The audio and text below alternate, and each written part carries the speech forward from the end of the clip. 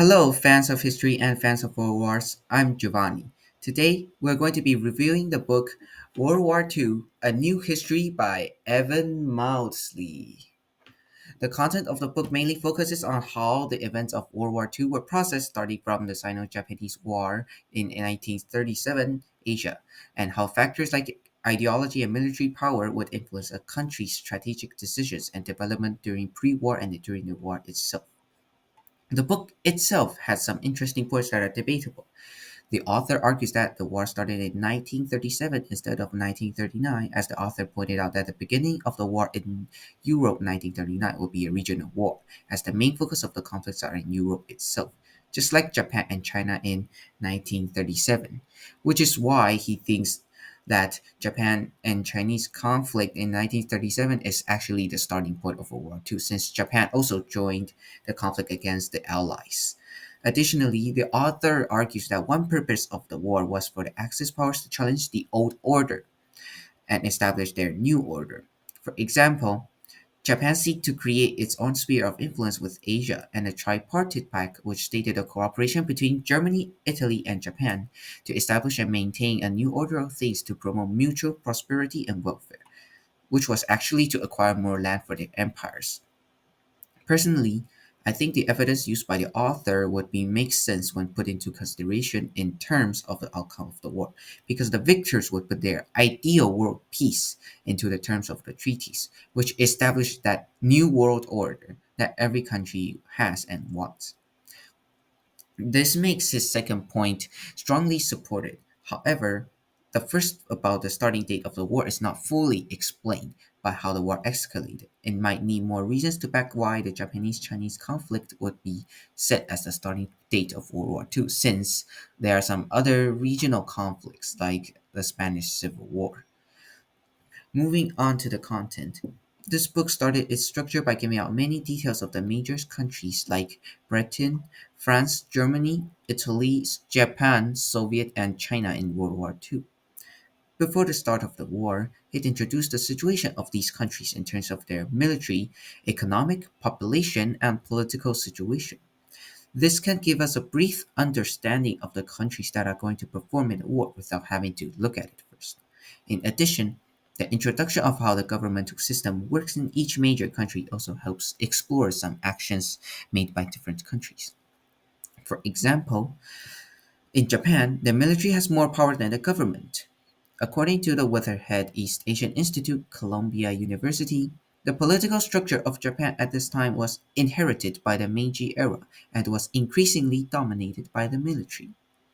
This explained the action that Japanese pulled off in Japan as they invaded China and acted autonomously, mostly without the government's consent. After these introductions, the author then proceeds to tell how the history of the war itself. To summarize, the war between Japan and China broke out with the Marco Polo Bridge incident in 1937, July 7th. China then proceeded to lose as Japan had military superiority in almost every component, which led to China losing most of the strategic cities, ports, and industrial areas. And this, even though China had lost all of its support for economic and military production, it was still able to hold on as they have the mountainous terrain advantages and manpower advantage, which was able to stop the Japanese from advancing further. The author then shifts from the war to Europe, starting with Hitler's threats to Czechoslovakia to hand in Sudetenland to him, as the area was full of ethnic Germans, according to Hitler. He proceeded to plan for Europe after the partition of Czechoslovakia, and he signed the Molotov-Ribbentrop Pact with the Soviets, invaded Poland within 2 weeks, and conquering it.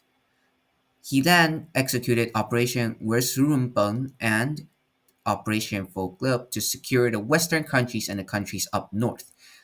One of the goals was to conquer Europe, while one of the goals was to maintain trade with Sweden since they have a lot of natural resources.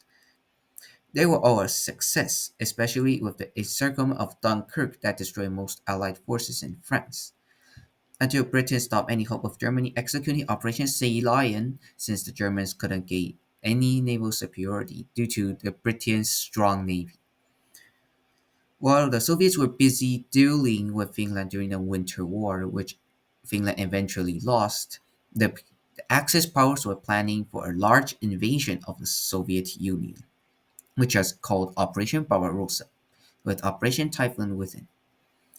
Overall, it was a success at first, but due to the problems in the army, like suffering from the cold and not enough oil to power the panzers, plus the Soviet stubborn defense with the famous wartime Directive Order 227, not one step back, and Soviet counterattacks.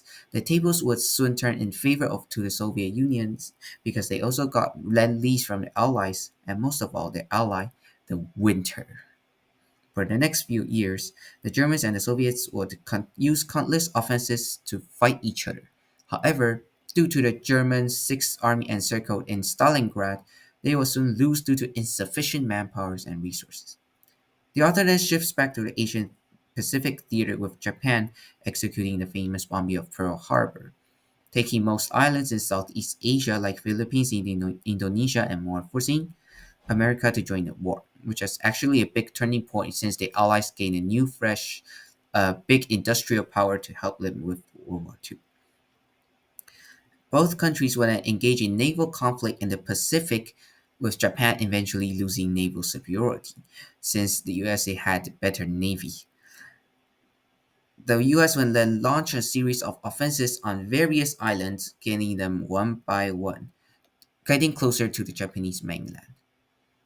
The author then moves on to the history of African front in the war, with Italy and British in Egypt fighting. Italy actually advanced in first, but they were pushed back because, well, their military power isn't actually that strong, especially with their tiny tanks. But however, Germany helped to push back the Allies to somewhere near Alamein with their new general Aaron Rommel and other generals. And they would have a stalemate over there until Rommel lost the Second Battle of Al Alamein, and they would be pushed back.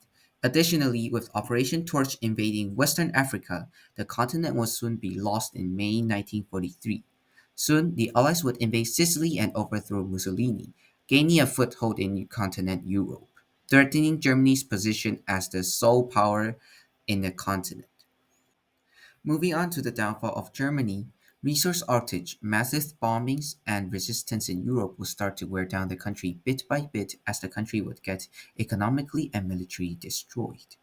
With Operation Overlord, also known as D-Day, and Market Garden taking place in the west, and Operation Bagration in the east, Germany and the Axis in Europe would soon face its collapse.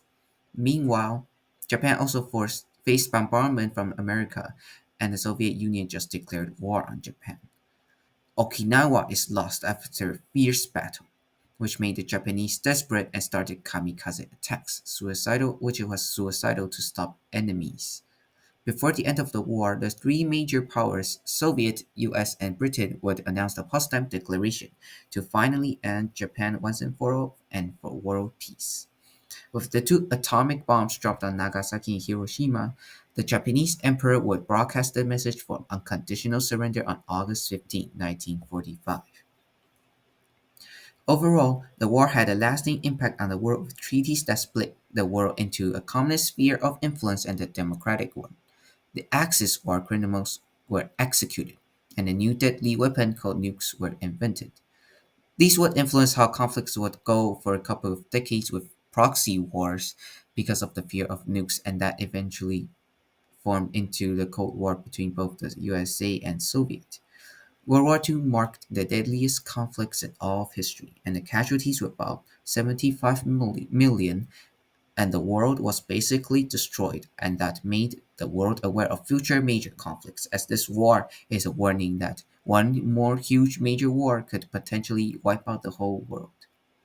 I would recommend this book because its structure is clear by giving out the information needed for major countries in a war and emphasizes many details focused on each continent. That's it for this World War II book, A New History, and I will be shutting down. Peace.